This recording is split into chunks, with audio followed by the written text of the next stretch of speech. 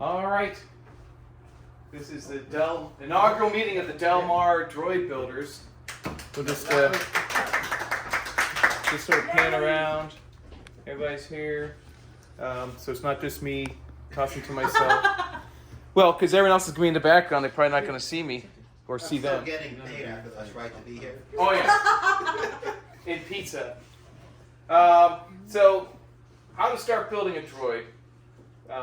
We haven't really settled in on what the Delmar Droid Builders Club is, but we intend to meet monthly at some place. I was thinking maybe a library might have a back room in Dover that we could...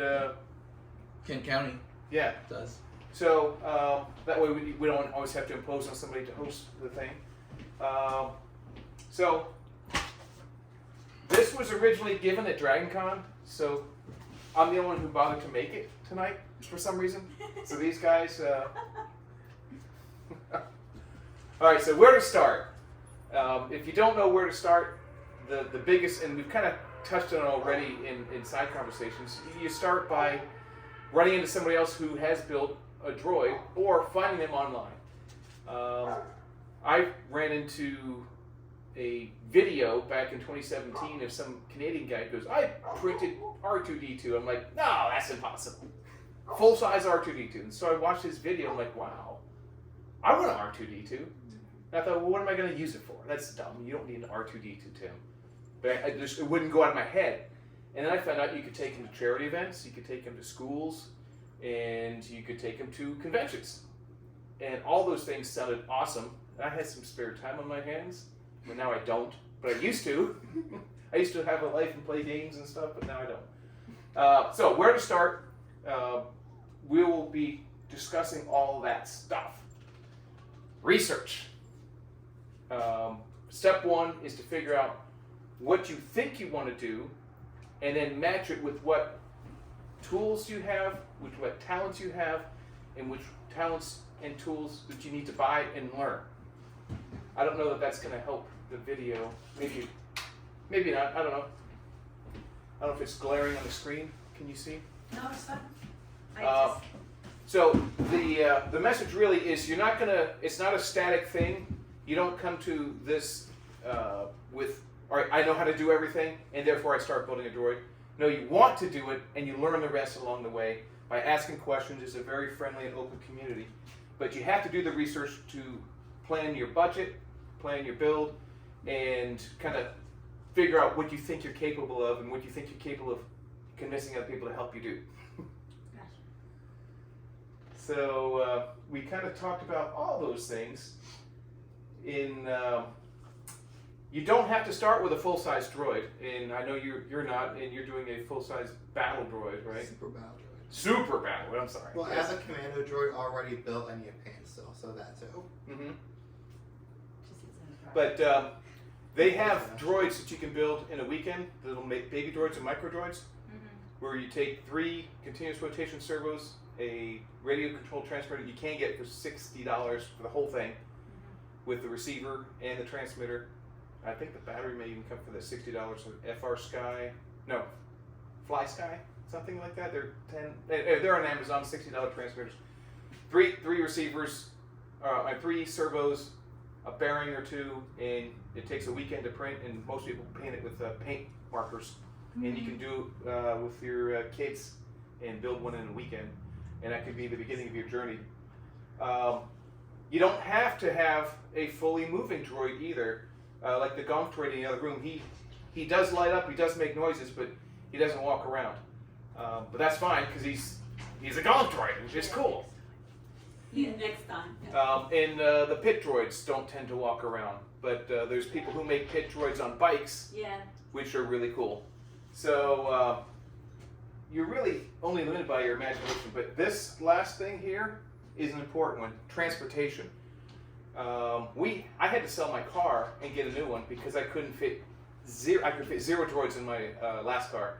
So, in fact, when we go to DragonCon, we rent a cargo van, and we can fit all 4 of our droids in that, and probably a couple more. We could probably fit 6 in there, without not much trouble. So why build a droid? I think everybody here already knows the answer to that question because it's cool and it makes people happy. What's missing here is profit. Well, it's an important thing. You can't sell these things. Disney licenses for charity, for education, entertainment, but not. You can't set up a true droid production and sell R2D2s for $25,000 like Disney does. You can sell kits of lights. You can sell printed parts. You can sell assembled parts, but you can't sell a completed droid unless you're getting out of the droid business, or you're like, all right, I'm done with this droid. I'm tired of it. And like you can divest a droid, but it's not something like every week you're divesting a new droid. Budget. That's a common question. I assume are you all interested in building full-size astromechs at some point? Yeah. All right. So if you want just to kind of sit there with sounds, head movement, and lights, you're probably looking at about $750 if you're doing a 3D printed one with no frills. Budget parts, $15 a spool for the filament and whatnot. If you want one with some working tools and opening panels, you're gonna have more servos, more robust control systems. So those are probably gonna be in the $1,500 range. And again, your budget is your budget. And the interesting thing about droids is, unlike the 501st or the Rebel Legion, where you build a costume and then hope to get it approved, if you have a printer and a roll of filament, you can start building a droid right now, and there's no approval process in this country. Well, I say that, if you go to England, they have the Ministry of Transportation has to approve your droids to operate in public, meaning that they have the proper safety functions on it. They have a kill switch. The batteries are strapped down. There's a little checklist of common safety stuff that you haven't created a rolling toaster that's going to catch on fire. So, if we're going to a convention like Star Wars Celebration and we're coming from the United States and you're taking a droid with us, would we need, if we're a visitor, do we need to get our droid registered? You would, and if you're going over there. Well, first off, getting batteries across you probably have to source batteries in country because you're probably not gonna be able to ship LiPo batteries or any high-end battery. And the Ministry of Transportation there's people who do it. You schedule a time, they come out, inspect your droid. You show that you know how to operate it. And you're not going to run into buildings or people, and it's strapped down inside, and it's not going to short out and catch on fire or roll off a stage and run into little kids. Now, to be clear, we don't have that certification, but everything they're looking at, you ought to do. And if you're brand new taking a droid out in public, I'd recommend getting someone to make sure that you've created something that's not a hazard. What? I didn't do anything. Get someone. We'll create it. So how many spools of filament did Duo take? It's funny because I don't measure in filament. I would guess this is. Do you remember? Was this a 9-day print? His body. Yeah. So that's, I think, 3 spools of filament, and then probably the equivalent of 2 per leg because they're 3D printed drives, and less than 10. I mean, there's not much. There's not physically a lot to him because he's a 2/3 droid. Yeah. I think the current estimate was like 22 for full size R units, but that was factoring in failed prints. Yeah, and you're gonna have failed prints. So you figure 22 on the high end will get you covered. Yeah. Now the reason I don't necessarily check how many spools, because I'm not waiting until I have all the spools to start printing. I'm gonna start printing as soon as I have a spool of filament and just go for it. And when that runs out, because it could take you 3-4 days a week, 10 days a month, depending on what you're printing, before you run out of that filament. And I just make sure I have a new spool on hand before that one runs out. And if I know I'm building something big, it's going to require, because when you slice it, it's going to tell you how many spools it's going to require or estimate. Just make sure you have that on hand so you don't have your printer sitting there for 3 days hot waiting for the Amazon to deliver. Now, we're in this area, I'm heavily into 3D printing droids just because that's my skill set. I like the fact that I can create, this is 100% from scratch, my design. there was nothing except an idea and a cartoon that I started with this one, where this droid is a Michael Badley model, a Mark III, with his head, but then I modified so the panels open on the head, and you did some modifications to get his eyes. So this is a modified Badley design, but you're not stuck in the world of 3D printing. If you're handy with wood, you can use there's plans out there to build a frame, an interior frame, and then you put either styrene or aluminum skins on it, or people build the whole thing out of styrene, which is mind-boggling. But I think someone said it was styrene. No, But they're love the incredibly light and surprisingly strong enough to do the job. People build them out of, actually, I'm getting ahead of myself. Yes, can make my husband. Hey, BT. Yeah, in fact, that Is this one? That's the Danger Dome. that's the Danger Dome. Mhm. And this one is special. I love that one. It's also a modified Badley design, but what's modified about it is these panels here actually come out and they're print in place. So when this was printing, this panel was just part of the print and it Oh. literally pops out because it not only supported the top of the model, it printed its own panel. So a lot of my, like our Duo's dome is the same way. It's got print in place panels that pop out, because how else are you going to get, I mean, you could use just infill and that would be horrible, but this pretty much printed as you see it, no supports. The launchers are actually behind you too, if you wanted to show those. Ah. How those work. I like your print one. You can stand It, Get those, on, get on camera, Nicole. Come on, right there in the middle. You need to see the launchers. So, you might as well go stand in front of the camera. yeah, so these launchers actually come out the sides of the droid and they launch rockets using servos, those spring-loaded kind of Nerf type things, but they're not Nerf, they're again custom designed. So that's going to be the Danger Dome, as it's called. These panels open up, you can actually fit a bad motivator in the back, because someone said, hey, the bad motivator doesn't fit. I'm like, it was never designed to, but challenge accepted. That's right. So, Just another modification that's incoming. yes. Because Um, you're never done. Yes, and people do a lot of fiberglass work and resin, Yeah. the cast resin, as well as resin printing using SLA printers. Although I wouldn't print an entire droid using an SLA printer. It's basically for greebles, stuff like this, Yeah. which has super fine detail. I mean, they'll come out amazing. The new ones, I printed the new eyes for the Danger Dome in resin that are beautiful. But I would say my hose connections on the bottom, I also printed in resin, and they looked wonderful, and they already snapped. Because the resin's going to be a lot more brittle. When I talked to Dan Betters about this is just for armor, full size resin armor, for it to be structurally stable, just one half of a piece, like the back plate, is $400 alone. Yeah. But already puts this in an estimate if you're going to do a sturdy resin printing over a couple $1,000s. Wow. Yeah, The eyes, resin's the, more expensive, Mhm. and it's also toxic. But it's There's There that. is, There's there that. is. My doctor it's was- good. It's good for what it's good for. Yes. But It does the- make beautiful prints. The real message here is don't get stuck in one lane.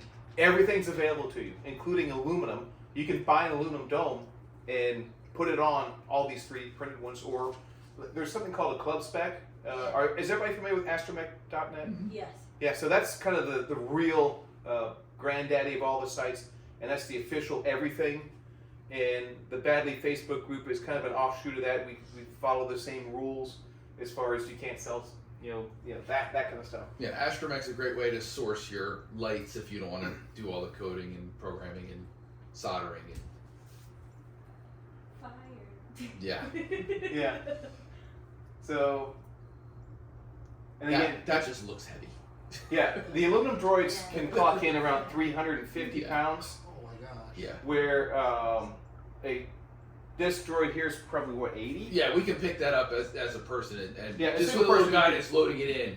That takes 2-3 people to not drop. Yeah, the and aluminum hurt one. yourself. Yeah. Uh, Whereas ours, we can pretty much carry if we needed to on our own. Could you, in theory, ride on the aluminum one? yes, You can. I'll tell and you. there's people who have rideable That's mouse the one. droids. Yeah. That's the The one. Mousezilla fiberglass shop. And then there's styrene, and this stuff you can basically cut out with an X-Acto knife. And then we talk about the wood. Yeah, I would definitely do that. If you've got the wood skills and the chops for that, he'd be super strong, a little heavier, but really robust. And resins and fiberglasses. And this is what I've already kind of alluded to. Most people don't just do one. For me, I'm always looking for authentic looking, and by that I mean the 5-foot rule. If you're 5 feet away and it looks good, and it looks good in the camera shot, that's fine, perfect. There's no droid beauty contest. There's no competition of the best looking droid, or every droid's its own happy droid, and it's yours, and you'll see all the flaws, and nobody else will. And here's Oh, I miss Kinect. K2 itself. That R2 with that Vex. this one. That one up top looks like Vex pieces.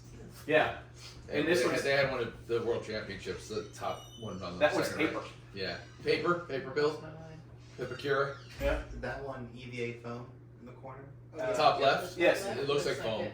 Yeah, this I think is Moser's. Oh. Why don't I remember his Darren. name? Darren. Yeah. So that's actually a puppet that he walks Oh. behind. He's got a camera, and he puppets it and has a little voice thing so he can talk to people. It's really cool. So this is DJ Rex. Yeah. If you remember the Star Wars Tours. Star Tours, he was the pilot, and now he's in Oga's Cantina as the DJ. And this guy is just an amazing build. He's got, believe it or not, 2 people required to control this guy. Now, is somebody here? Do you have him or? No, this is Dave's build, Oh, and he's in he's in Virginia Beach. Virginia. Okay. So he's just south of here. Paintwork was amazing. The servos are so clean looking. They're so smooth. Yeah, he's world class. His builds are amazing. So here's the resources. If you wanted to screenshot that or take a picture. If there's a droid, there's a club for it, or there's resources, there's groups on Facebook and or straight up on the internet. But this one's kind of the master of them all, and they all kind of branch off from there. You can start here and get to all these. So this is something that is also something I haven't done yet. I have. Steelsmith is that how you registered? No, I did it at a Star Wars celebration, but they had a little code thing you scanned. You got it and went to the Google apps to download, and then you could start scanning like little things in the corners of people's placards at the droid room. Right, but to actually have your droid registered in the app is that's something I've got 4 droids and none of them are in the app, so that's something I need to do. And it's just more like sort of like a Pokemon thing. Got to catch them all. What tools do you have access? What tools do your friends have access to? Although I'm not necessarily in the business of borrowing tools. If you have, like, say you need a drill press, you don't have one. It'd probably be better to go to somebody with a drill press, do the 4 or 5 or 8 holes that you need, rather than buy a whole drill press. So, That's like an armor party day. yes. Instead of armor party, that's who needs to use the drill press? Let's all get together and drill them all at the same time. Right, and that's the kind of stuff that we can try as we get deeper into Right. understanding what the needs of the local community are, how to better organize events. So in my mind, we'll have a build party like, hey, tonight we're doing electronics, and it may be everyone who wants to learn electronics is there, and one person actually has all the pieces, parts, and wires and clips and stuff, and will actually wire a droid, and everybody will be there to see and learn some stuff like that. That'll be Chopper. That'll be We're Chopper. probably the closest. My favorite little murder machine. Yes. Murder bot. Yeah, I was torn. I almost brought Chopper and R2, and then I was like, well, R2 should be there too. Well, all four of them should, like, we'd have to make 2 trips. And like, all right, we'll just bring in one. Just strap them to the top of your car like Christmas. Yeah, what could possibly go wrong? All right, so here's some ideas of how to get access to other, if you don't have the tools, and we're kind of helping to build that network here. So that's step 1. Safety first. It sounds silly to say, but everyone I know has cut themselves bleeding in building their droids. And every droid seems to cut me somehow. Even though I think I'm being safe, I've been lucky with just small little cuts, and I've never burnt myself. I've only started 2 fires. But when you start doing electricity, and if you're in unfamiliar territory, hooking the plus to the minus, or the 24 volts to the 12 volts, stuff like that will catch on fire. This, That's BB. Isn't that's another Dave design. Yeah. Actually, it's a team: Matt Hobbs, Dave, Cy, and Jimmy. That looks like a BB unit. It is a BB. Yep. And that, if you're thinking about building a BB-8, that's what you're in for. It's insanity. It looks simple on the outside, but it's super complicated. It looks complicated on the outside. Yeah. No, I'm saying a BB-8 is just 2 balls. BB is insanely complex.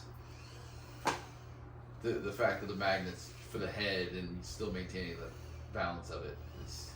Yeah. Well, the thing is, when I first saw this video, I thought there was something from Boston Dynamics, and Dave goes, "No, that's our version 3. We never built that.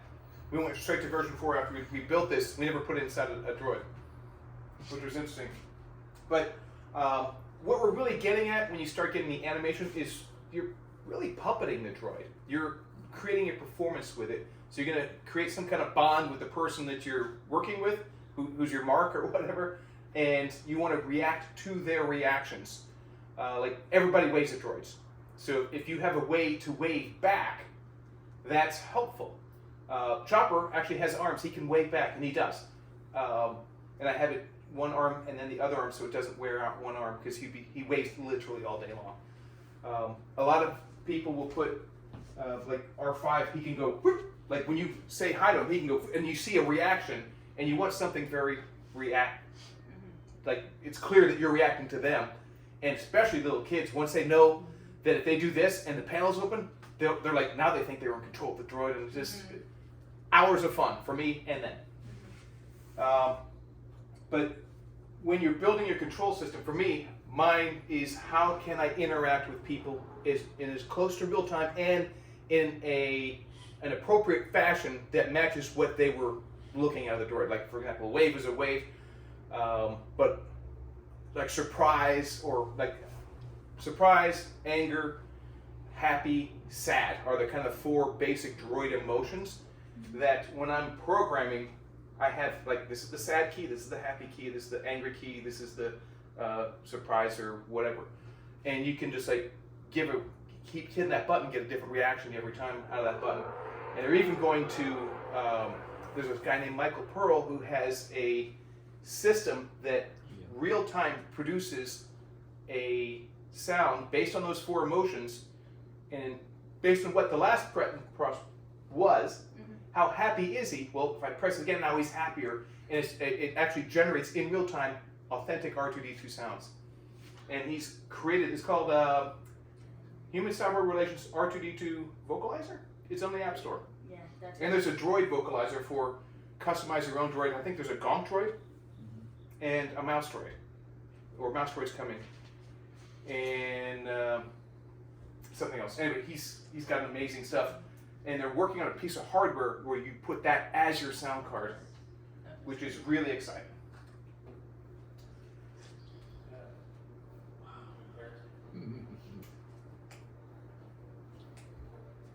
So, what makes them go?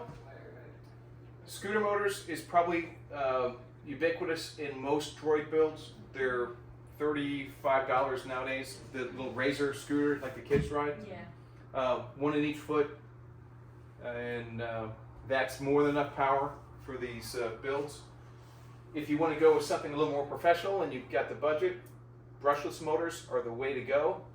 They're more expensive in the motor.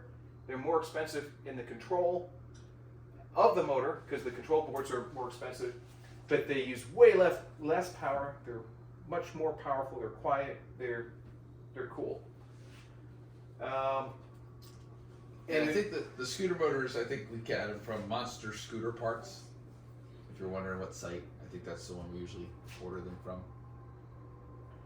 But again, depending what build you're working on, control systems, Kyber control, we kind of talked about it a little bit. Yeah. It's basically a little board about this big, and we'll open up these droids at the end here and probably not film all that, but to show you what makes them tick.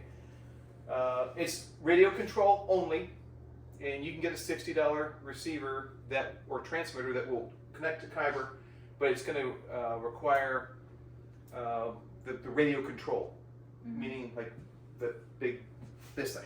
You're going to have something, not necessarily this big, but something that will allow you to hook buttons to and be radio controlled like you'd see on an airplane or something. Is radio control more reliable than Bluetooth? Yes, mostly because of frequency congestion. The Bluetooth, everybody has phone Bluetooth. And you show up with a convention, there's 85,000 people roaming around with their phones, and now you get 8 or 10 controllers, Bluetooth controllers with droids. I've never had a problem with the Bluetooth freaking out and doing something I didn't command, so I think it makes a secure connection. But it seems every now and then, do we lose Bluetooth at all? Have you ever lost Bluetooth? So I really haven't experienced it, but there's the interesting thing about Bluetooth is there's class 1 and class 2. Your phone uses class 2 Bluetooth, and that's about 10 meters, 30 feet.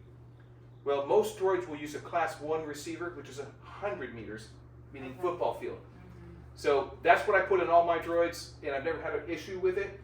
But if you're trying to do any work professionally, where there's a venue that they've hired you, or you're in there, like Disney brings you in to run a charity event or a promo event, they're not going to let you use Bluetooth. They're going to require radio control because they understand that. They know what it brings to the table. And the Bluetooth stuff, there's I don't think there's unknowns, but there's people who, I guess the kill switch or whatever. It's just the industry standard is radio control, but all my droids until that one were Bluetooth. And the only issue with that is discharging your controllers and finding the controllers. Basically, they're game controllers, either Xbox or PlayStation controllers, and the older models are getting harder to find. But the guy who did it, I think, is upgrading it, so it's not going to always be an issue. Hybrid RC, meaning you take a regular transmitter and then you strap an iPhone to it, and then your iPhone like does the sounds or does the motions, or because radio control is limited by the number of channels. He only has an 8-channel receiver in there, but what I do is I take one of these potentiometer channels and split it out into these buttons, and there's a resistor box that splits each button press into something that can be received by the Kyber control. So there's ways around the limited channels on radio control. The good thing about Bluetooth is you're only limited by how dexterous your hands are. Each of those PlayStation controllers can put out 40 different commands. And if you have 2 of them, you have 80 commands. I can't remember them all. So is that similar to what they've got in the picture there, how they have all the sound buttons on the front? Is that same receiver and they just this is a the similar way? Tyrannus receiver. I don't know about this particular model, but you can buy this button panel and literally strap it on to the front. You run the wire, plug it into one channel of your radio, and you're up and running with Kyber. Yeah. So that's nice. I like that. Yeah, The Bluetooth is nice because you can be discreet. I can literally stand there with my hands behind my back, control the droid, have a conversation with you, and you don't know who's controlling it. Yeah. Whereas this, who's controlling the droid? I don't know. Believe it or not, that works. And people, they said, well, they look along to the next guy. Smartphone, I'm not a big fan of that because you can't look at your droid on the phone at the same time, and you can't control it without looking at your phone. So, but it's in your pocket and it's easy to do. This is where most of mine are. And then there's custom, where people will take a radio control and they'll put either wires and 2 little controls down their sleeves and put it in their backpack. And they have a radio control, but now they have custom little hand controllers. And this is called the Stealth system. Those are available. You can find them on Astromech.net. Painting. This is actually my R2-D2's dome. And that's my kitchen. That's where we started our droid building process. The paint, like I said, there's no beauty contest, but I would just say don't sell yourself short on the paint because that's what everybody sees. You can have the most perfectly wired, immaculate droid with a great control system, and if you skimp on the painting, processing, finishing, I mean, people will still enjoy it, but I would recommend just sand it a little bit more, fry it a little more, just get it until it passes the 5-foot test. It doesn't have to be, like I said, museum quality, but if from 5 feet you don't see a a flaw, or print lines, then that's kind of my goal personally. Marks the 10-foot line. I love my dome is beautiful. The rest, not so much. Well, but the thing is, realize that most droids, and this is kind of odd, neither one of these has any weathering on it. I'm going to weather him up just to make these details pop. Not heavy weathering, but at the end of it, they were stranded on a planet, so he's going to get some weather on him, even though he's a droid that would be normally kept well and clean. But believe it or not, a little weathering actually makes it look more authentic, because Star Wars is a lived-in dirty world. I do all my painting with rattle cans, although I did buy a little airbrush and I did my chopper detail work with that. I'm not really comfortable with it, but maybe you know people who are. Like the folks down in Hampton, they have like regular painting parties where a guy has I think he has an auto shop or something, and people bring their droids in and paint there. That would be awesome. But airbrushes, automotive paint, that's going to be the highest. Like I think the BB-8s that Dave builds are all automotive painting, automotive finishes. And if you're not doing plastic, you're doing metal parts, powder coating is just amazing looking. Oh, that's what makes